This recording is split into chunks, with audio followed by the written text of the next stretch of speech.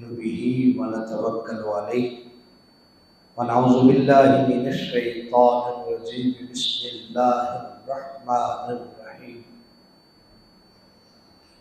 وعنكم الرجس أهل البيت ويطهركم تطهيرا صدق الله العظيم قال النبي صلى الله عليه وسلم انا خاتم النبيين لا نبي بعدي صدق رسوله النبي الكريم وفي مقامه قال النبي صلى الله عليه وسلم انا خاتم النبيين لا نبي بعدي وفي مقامه قال النبي صلى الله عليه وسلم انا مدینۃ العلم وعلی بابها صدق رسول النبی الکریم رب اشرح لي صدری ویسر لي امری واحلل عقدۃ من لسانی یفقهوا قولی اما بعد یا رسول اللہ انظر حالنا یا حبیب اللہ اسمع قولنا اننی فی بحر غم مغرق خذ یدی یا سیدی سہل لنا اشکالنا یا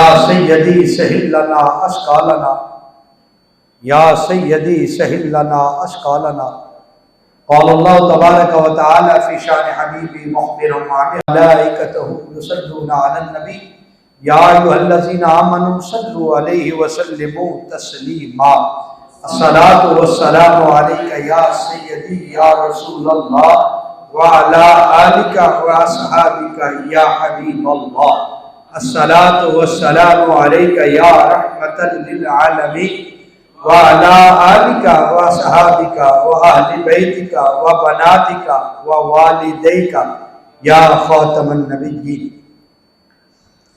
ہزار بار بشو امدحن بمشک غلاب ہنوز نام تو گفتن کمال بے ادبیست نغمہ کجا و من کجا ساز سخن بہانائیس سوئے قطار نی کشم ناقائے بے زمان مرا لکھتا ہوں خون دل سے یہ الفاظ احمری بعد از رسول ہاشمی کوئی نبی نہیں کوئی نبی نہیں کوئی نبی نہیں.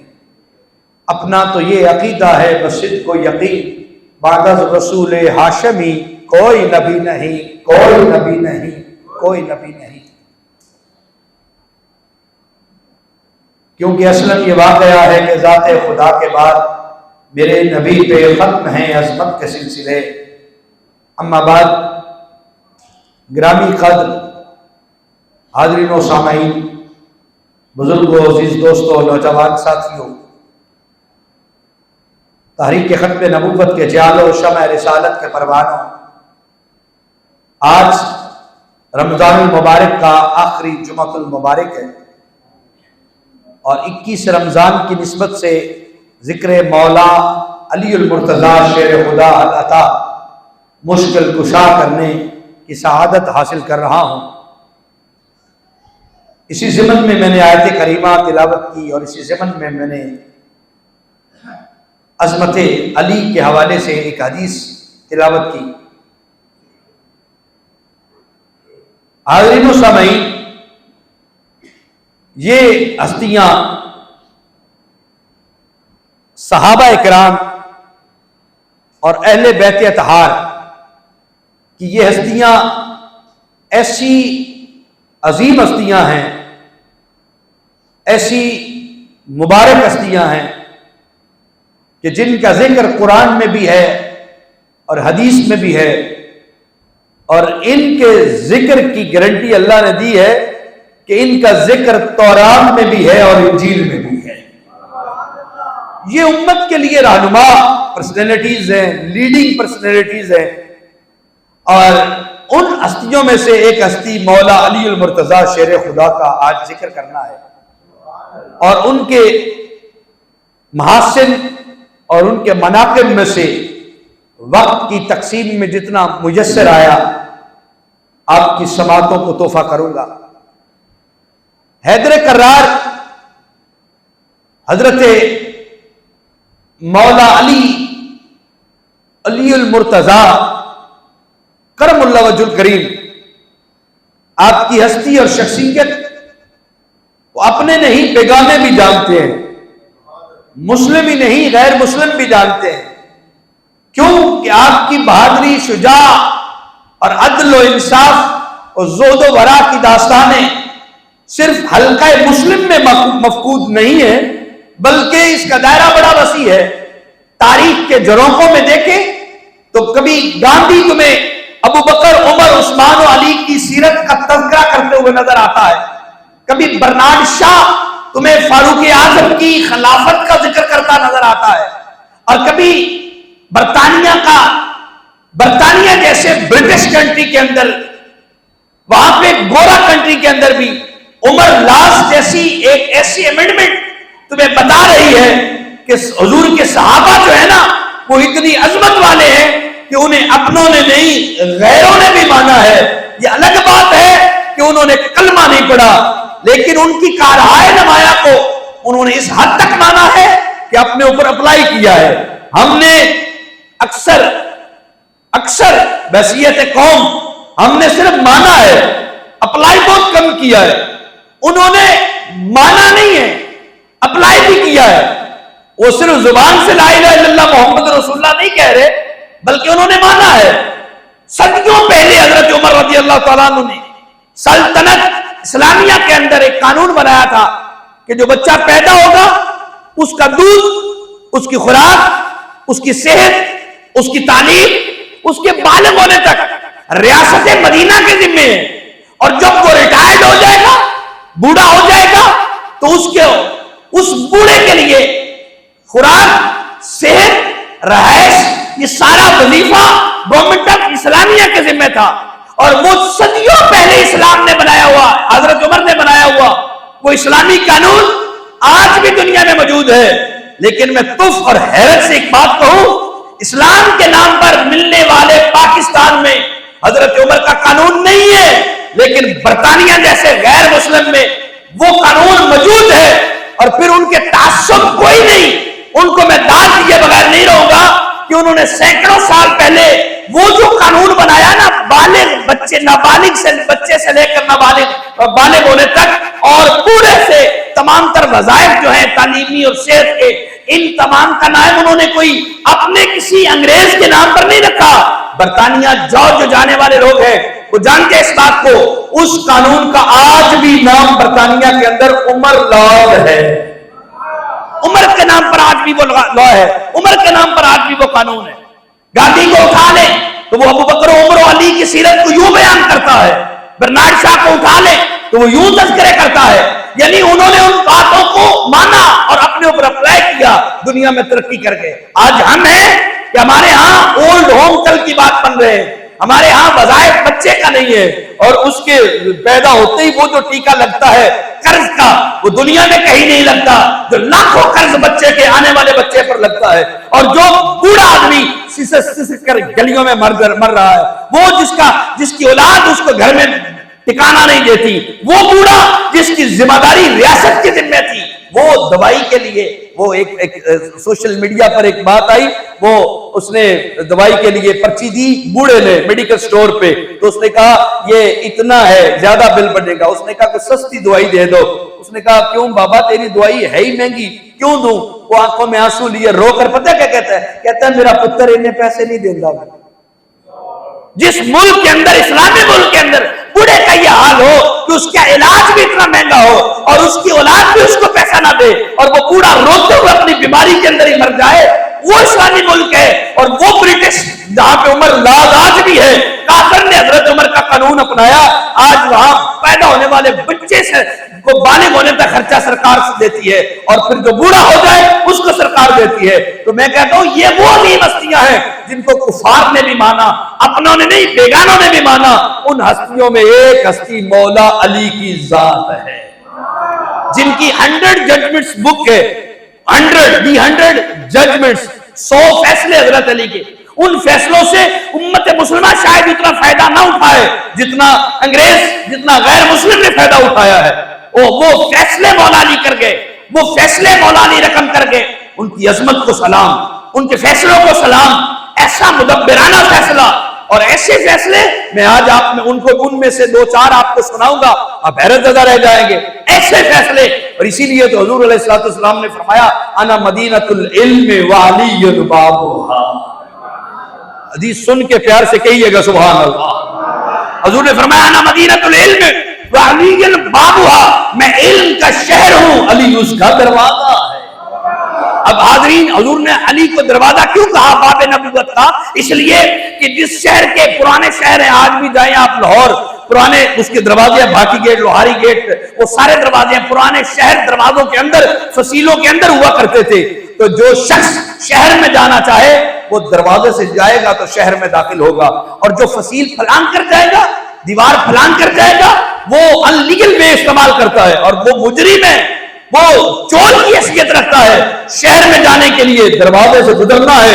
حضور علیہ السلام نے 1400 سال پہلے فرما دیا تھا، علم نبوت لینا چاہتے ہو، معرفت نبوت لینا چاہتے ہو، علوم نبوت لینا چاہتے ہو تو تمہیں کہیں اور نہیں، پہلے علی کی دہلیز پہ آنا پڑے گا، پھر مصطفیٰ کا فیض پانا پڑے گا۔ انا مدینۃ العلم وعلی بابھا، یہ وہ دروازہ ہے۔ حضور علیہ السلام نے اپنے سارے علوم جو کسی انسان کو شفٹ کیے جا سکتے تھے، ٹرانسفر کیے جا سکتے تھے، وہ سارے علوم نبوت کے، جو حضور نبوت کے راز تھے وہ الگ، جو انسان امت میں شفٹ ٹرانسفر کیے جا سکتے تھے، وہ سب سے زیادہ علم حضرت علی کو منتقل ہوئے، اور حضرت علی کو حضور نے خود بھی منتقل کیے۔ اور پھر ایک ایسا موقع آیا کہ حضرت علی کرم اللہ وجہ الکریم سے پوچھا گیا، بھئی آپ کو یہ اتنے بڑے راز علم کیسے ملے؟ فرمایا جب میں نے اپنے آقا کو آخری غسل دیا نا، تو آخری غسل دینے کے بعد آپ کے ان چہروں پہ نا، گالوں پہ کچھ قطرے پانی کے رک گئے تھے۔ حضرت علی نے سوچا، فرمایا کہ میں نے سوچا کہ روئی سے، کاٹن سے کروں تو یہ بے ادبی ہے، رخ مصطفیٰ ہے، پھر سوچا کس سے کروں، خیال آیا اپنے لبوں سے اس کو چوس لیتا۔ پیارے علی نے رخسار مصطفیٰ پر آخری قطروں کو چوسا، فرماتے ہیں قطرہ اندر جاتا تھا، پردے اٹھتے چلے جاتے تھے، پردے اٹھتے چلے جاتے تھے، قطرہ اندر جاتا تھا، پردے اٹھتے چلے جاتے تھے۔ اور یہ راز مولا علی کو آخری غسل کے بعد اور بھی منکشف ہوا کہ یہ پردے علم، یہ راز ہے، یہ کیسے ہے؟ ارے وہ تو مولا علی ہے، خدا کی قسم، یہاں تو صدیوں بعد حضور کی امت میں ایسے اولیاء ہوئے ہیں جن کو اللہ نے علم لدونی عطا کیا ہے، اور ایسا علم کہ ان کے سامنے کوئی بات کر تو حضور کی فرمان حدیث تو وہ بتا دیتے ہیں کہ یہ صحیح ہے یا نہیں۔ ایک دن بھی مدرسے نہیں گئے، ایک دن بھی انہوں نے زارا بازرابطہ کی گردان نہیں رکھی، ایک دن بھی انہوں نے فنی اصول حدیث نہیں پڑھا، ایک دن بھی انہوں نے تاریخ علم الحدیث نہیں پڑھا، ایک دن بھی انہوں نے حدیث کی وہ جو اصول مرتب ہوئے ان کو نہیں کھنگالا۔ لیکن بزرگ ہیں، وہ ان کے سامنے ایک مولوی خطیب نے حدیث پڑھی، ان کے چہرے پہ ناگواری آئی، پوچھا کیا ہوا؟ کہا یہ حضور کا فرمان نہیں ہے۔ انہوں نے پھر جان بوجھ کر ایک اور صحیح حدیث پڑھی، وہ انہوں نے مسکرا کر کہا کہ یہ حضور کا فرمان ہے۔ پھر انہوں نے جان کر ایک اور ضعیف حدیث پڑھی، پھر وہ ناگواری کے اثرات، کہا یہ بھی حضور کا فرمان نہیں ہے۔ پھر انہوں نے پھر صحیح پڑھی، وہ مسکرا دیے، بعد میں قدموں پہ گر کر کہنے لگے بابا جی آپ تو سکول، آپ تو مدرسے گئے نہیں ہو، آپ نے تو صرفناک علم حدیث، علم اصول پڑھے نہیں ہے، آپ نے تو روایت اور درایت کے معنی نہیں جانتے، آپ تو سادے سے ہیں، لیکن یہ آپ سند صحیح بتا رہے ہیں کہ یہ حدیث صحیح ہے اور یہ ضعیف ہے، تو یہ آپ کو کیسے پتا چل رہا ہے؟ انہوں نے کہا مولوی تم حدیث سند کو دیکھ کر پڑھتے ہو، ہم تم پڑھ رہے تھے، ہم رخ مصطفیٰ دیکھ رہے تھے۔ حضور کا چہرہ بدلتا تو ہم جان جاتے یہ حضور کا فرمان نہیں ہے، اور حضور کا چہرہ خوش ہوتا تو ہم جان جاتے کہ یہ حضور کی حدیث ہے۔ ہم تو صحت حدیث کو دیدار مصطفیٰ سے لیتے ہیں۔ تو یہ ہے علم لدنی۔ تو یہ 1400 سال بعد، 1300 سال بعد حضور کی امت کے اولیاء کو علم لدنی ملا، تو مولا علی کی شان کیا ہے؟ مولا علی کو حضور نے ایسے نہیں کہا نا مدینۃ العلم وعلی بابھا، میں علم کا شہر ہوں، علی اس کا۔ اب سنیے دروازے کے فیصلے ذرا۔ مولا علی کی بارگاہ میں دو عورتیں آئیں اور ایک بچے کا جھگڑا تھا، ایک کہنے لگی یہ میرا ہے، دوسرا کہنے لگی یہ میرا ہے، جھگڑا ہو گیا، پتہ نہیں چل رہا۔ آج کا دور ہوتا تو ڈی این اے ٹیسٹ کرواتے، آج کا دور ہوتا تو ڈی این اے ٹیسٹ کرواتے، پتہ چلتا کس کا ہے، چراسیم ملتی ہیں کہ نہیں ملتی۔ لیکن وہ دور پہلے والا وہاں تو صرف نقش و نگار ہی دیکھے جاتے. جھگڑا ہو گیا, ایک کہتی یہ میرا بیٹا, دوسرا کہتی یہ میرا بیٹا. توجہ کرنا, مولا علی کی بارگاہ میں جب دو عورتوں نے یہ جھگڑا کھڑا کر دیا تو مولا علی نے بغیر کچھ پوچھے سوجے فرمایا اس بچے کو قتل کر دو.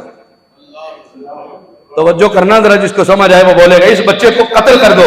فوراً ایک عورت چیخی, اس نے کہا اے مولا علی اس کو مارو نہیں, قتل نہ کرو, اس عورت کو دے دو. وہ بدستور چپ رہی. مولا علی نے فرمایا یہ بچہ اس کو دے دو جو چیخی ہے. پوچھا حضرت آپ کے پاس دلیل کیا ہے؟ فرمایا تم نے دیکھا نہیں مامتا بول اٹھی ہے, مامتا بول اٹھی ہے, تمہیں پتہ ہی نہیں. یہ فیصلہ علی المرتضیٰ کا جو زمانے سے حل نہ ہو وہ حیدر فیصلے حل کر دیتا. حیدر اقرار. سنیے دوسرا فیصلہ, وقت کے دامن میں گنجائش نہیں, میں 2-4 فیصلے آج کوٹ کرنا چاہ رہا ہوں. حضرت علی کرم اللہ وجہ الکریم کے پاس ایک فیصلہ ہے. مولا حضرت عمر کا دور خلافت ہے, آپ وہ فیصلہ کرنے لگے. وہ عورت زانیہ تھی, شواہد شہادتیں پوری ہوئی, اس کو رجم کی سنسار کرنے کی سزا دے دی گئی, لیکن وہ حاملہ بھی تھی. جب حضرت عمر یہ فیصلہ دے چکے تو حضرت علی پاس بیٹھے تھے. فرمایا پیارے علی امیر المومنین. فرمایا جی میں پیارے علی. حضرت عمر کو کہا علی پاک نے پیارے عمر. پیارے عمر نے کہا جی پیارے علی یہ فیصلہ روک دو, سزا نہ دو. کہا کیوں؟ فرمایا جب تک یہ عورت بچہ نہ جن دے اس کو یہ رجم کی سزا نہیں دے سکتے. عورت کا قصور ہے, بچے کا کیا قصور ہے؟ مولا عمر نے اس وقت پکار اٹھے تھے. فرمایا لوگوں آج اگر علی نہ ہوتا تو عمر ہلاک ہو چکا ہوتا. یہ حضرت علی کی فراست اور حضرت علی کی ججمنٹ ہے, زمانہ دیکھتا رہ جاتا ہے. سنو ایک اور تیسرا فیصلہ, میں شارٹ کر کے فیصلے آگے گزرنا چاہ رہا ہوں. 2 بندے آئے جھگڑا کرتے ہوئے, کہنے لگے ہمارا ایک فیصلہ ہے آپ فرما دیں. پوچھا کیا؟ فرمایا انہوں نے عرض کی حضور میرے پاس 3 روٹیاں تھیں. یہ ذرا میتھمیٹک کا فیصلہ ہے, میتھمیٹک ریاضی کا. 3 روٹیاں اس کے پاس 3 ہیں, میرے پاس 4 ہیں, 5 ہے سوری, میرے پاس 5 ہیں. دوسرا کہنے لگا میرے پاس 3 ہیں. ہم 8 روٹیاں لے کر کھانے بیٹھے تھے کہ ایک مسافر آ گیا, اس نے بھی ہمارے ساتھ شامل طعام ہو گیا, کھانا کھانے لگا. جب وہ کھانا کھا چکا نا تو اس نے 8 درہم دیے جاتے ہوئے نا, معاوضہ ہدیہ تحفہ, اس نے 8 درہم دیے. تو ہم نے ایسا کیا کہ 3 اس کو دے دیے, 5 میں نے رکھ لیے. اب یہ شور کرتا ہے, کہتا ہے کہ نہیں آدھے آدھے کرو, آدھے آدھے کرو, 4-4 کرو, 8 ہے تو 3 مجھے دے رہے ہو, 5 خود رکھ رہے ہو. فیصلہ آپ فرما دیں. آپ نے اس 3 والے کو کہا بھئی تجھے جو مل گیا نا شکر کر, صبر کر, یہ تیرے حق میں بہتر ہے. اس نے کہا نہیں مولا علی آپ انصاف فرما دیں. فرمایا انصاف بڑا مشکل پڑے گا تجھے. کہنے لگا نہیں آپ فرما دیں. آپ نے اس سے 3 درہم لیے, 2 پھر اس کو دے دیے, 1 اس کے پاس رہنے دیں. اس نے کہا یہ فیصلہ ہو گیا. وہ اور چیخا, اس نے کہا پہلے 3 تھے, میں اس سے بڑھوتری کے لیے تو کہہ رہا تھا کہ 4-4 ہو جائے, تو آپ نے 2 اور اس کو دے دیے اور 1 میرے پاس. یہ کیا فیصلہ ہوا؟ فرمایا تیرے پاس کتنی روٹی تھی؟ کہنے لگا 3. تیرے پاس کتنی تھی؟ 5. فرمایا ان کھانے والے کتنے تھے؟ 3. فرمایا ان 8 روٹیوں کے 3-3 ٹکڑے کرو. کھانے والے 3 ہیں, روٹیاں 8 ہیں, 3 ٹکڑے کرو, 3-3 ٹکڑے کرو روٹی کے. کر دیے. کتنے ہو گئے؟ 24 ٹکڑے ہو گئے. ہاں جی. کھانے والے کتنے تھے؟ 3. تو فرمایا 24 ٹکڑوں کو 3 پہ پھر تقسیم کرو, 8-8 تینوں نے ٹکڑے کھائے. بھائی تیرا تو 1 ٹکڑا تو نے خود کھایا اور باقی تو سارے اس کے گئے تھے, باقی سارے اس کے گئے تھے. تو فیصلہ تو سادہ سا ہے, جس کی روٹی سے زیادہ ٹکڑے مسافر کھا گیا ہے پیسے بھی تو اس کو زیادہ چاہیے گا. تو یہ فیصلہ سن کر وہ برتہ حیرت میں لاجواب ہو گیا. مولا علی کرم اللہ وجہ الکریم ایسی علم والی ہستی ہیں. یہودی آتے تھے نا, سوال کرتے تھے لاجواب کرنے کے لیے. عیسائی آتے تھے مولا علی کو لاجواب کرنے کے لیے سوال کرتے. آپ بیٹھ جاتے ممبر بچھا کر, فرماتے سوال کرو. جو یہودی آتا, یہودی کو تورات سے سوال کا جواب دیتے, انجیل عیسائی سوال کرتا اس کو انجیل سے جواب دیتے, مسلمان سوال کرتا اس کو قرآن سے جواب دیتے. علم کا وہ سمندر تھا. آپ نماز کی طرف جا رہے تھے, ایک شخص جلدی جلدی بھی آ کر کہنے لگا مولا علی جو انڈے دینے والے جانور کون ہیں اور بچے دینے والے کون ہیں؟ آپ مسجد کے رجوع جلدی سے جا رہے تھے تو آپ نے ایک لمحے میں جواب دے دیا. اب یہ سینکڑوں نہیں کروڑوں لسٹ بنتی ہے جانوروں کی, کروڑوں لسٹ بنتی ہے, اگر نام لیا جائے تو اسی پہ زمانہ بیت جائے. اتنے جانور زمین پر ہیں, تو کون سے حلال ہے کون سے حرام ہے یہ تفصیل بتانے میں تو بہت دیر چاہیے. اس نے جان بوجھ کر پوچھا تھا کہ مولا علی فہرست شروع کریں گے, نماز گزر جائے گی, مولا علی نماز پڑھیں گے, جواب نہیں دیں گے, جواب دیں گے, نماز نہیں پڑھی جائے گی, لہذا ہم ڈنڈورا پیٹیں گے. علی کو جواب آیا ہی نہیں ہے. یہ یہودی سازش لے کر مسجد کی دہلیز پہ کھڑا سوال کرتا ہے, علی پاک بتائیے آپ کے نزدیک آپ کی شریعت میں حلال جانور کون سے ہیں, حرام کون سے ہیں؟ آپ نے یوں گردن جھٹکی, دیکھا اس کی طرف, فرمایا جن کے کان باہر ہیں وہ, جن کے جنان حلال کون ہے, حرام کون ہے. پہلا سوال تھا انڈے دینے والے کون ہیں اور بچے دینے والے کون ہیں. پہلے یہ سن لیں, اٹے اور بچے دینے والے کون سے ہیں؟ آپ نے فرمایا جن کے کان زیادہ باہر ہوتے ہیں وہ بچے دیتے ہیں, جن کے کان اندر ہوتے ہیں وہ انڈے دیتے ہیں.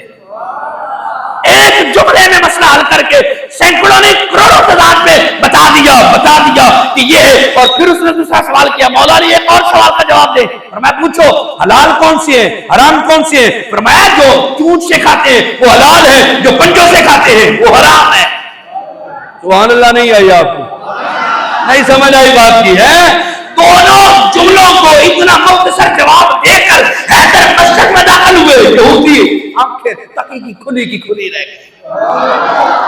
وہ آئے تھے امتحان لینے. مولا علی کرم اللہ وجہ الکریم کا ایک فرمان ہے, فرمایا مجھ سے زمین کے راستوں سے زیادہ آسمان کے راستوں کے بارے میں پوچھا کرو, میں آسمان کے راستوں کا جو ہے زیادہ جاننے والا ہوں. مولا علی شیر خدا حل عطا مشکل کشا, آپ کرم اللہ وجہ الکریم وہ ہستی ہیں جن کو علم کا دروازہ کہا گیا, اور آپ سے پوچھنے والے بہت سے سوال کیے گئے, بہت سے آپ نے جواب دیے, اور ایسا علم لدونی عطا تھا, ایسا علم لدونی کہ اگر باتیں سنائی جائیں تو وقت کے دامن میں اتنی گنجائش نہیں کہ میں اگر آپ کی اور واقعات اور فیصلوں کو سناؤں. تو اتنا کہوں گا کہ ایک اور حدیث سن لیں. حضور نے فرمایا الذکر علی النظر علی وجہ علی عبادت, علی کا چہرہ تکنا بھی عبادت ہے. الذکر علی عبادت, علی کا ذکر کرنا بھی عبادت ہے. چمن چمن کلی کلی, بولیے چمن چمن کلی کلی, چمن چمن کلی کلی, چمن چمن کلی کلی. اور تیسری حدیث سن لیں, حضور نے فرمایا العلی مع الحق والحق مع العلی, علی حق کے ساتھ ہے, حق علی کے ساتھ ہے. حضور نے 1400 سال پہلے بتا دیا علی کس کے ساتھ ہے, وہ حق ہے, اور حق علی کے ساتھ ہے. علی کی تلوار کبھی حق کے خلاف پہنچ نہیں سکتی اور باطل کے خلاف روک نہیں سکتی. اے خلفاء راشدین کا دور دیکھ لے, ابو بکر کا زمانہ خلافت ہے, علی مشیر ہے. عمر کا دور خلافت ہے, علی مشیر ہے. عثمان کا دور خلافت ہے, علی پاک مشیر ہے. علی حق کے ساتھ ہے, حق علی کے ساتھ ہے. علی پاک کی مشابہت اور قاضی القضاء کا عہدہ بتا رہا ہے کہ علی ابو بکر کے ساتھ بھی ہے, عمر پاک کے ساتھ بھی ہے, عثمان پاک کے ساتھ بھی ہے. پیارے علی نے عملاً بتا دیا ابو بکر بھی حق, عمر بھی حق, عثمان بھی حق. تو ان کے آپس میں تو اتنے پیارے تعلق تھے, اتنے پیارے تھے کہ میں اگر رشتہ داریاں گنوانا شروع کر دوں تو ایک علیحدہ ٹاپک ہے. رشتہ داریاں اتنی تھی, حضرت ابو بکر, حضرت عمر, حضرت عثمان, حضرت علی پاک کی آپس میں اتنی رشتہ داریاں تھیں کہ 4 نسلوں تک, 5 نسلوں تک آپس میں ان کی رشتہ داریاں جڑتی رہی ہیں. اگر میں وہ ایک علیحدہ سبجیکٹ ہی علیحدہ ہے, موضوع ہی علیحدہ ہے کہ کس کے ساتھ. ابو بکر سسر رسول, عمر سسر رسول, اور علی داماد رسول, عثمان داماد رسول.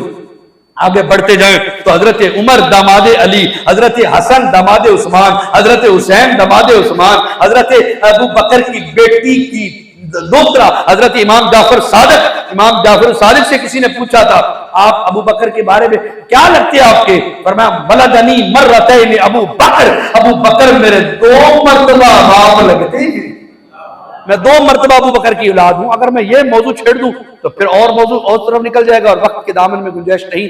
بات یہیں پہ ختم کرتا ہوں, میں نے 1-2 اعلان کرنے ہیں, اس لیے 2 منٹ اپنے چھوڑ رہا ہوں تاکہ آپ کے ٹائم 3 بجے جماعت کھڑی ہو سکے. وما علیہ الا البلاغ المبین.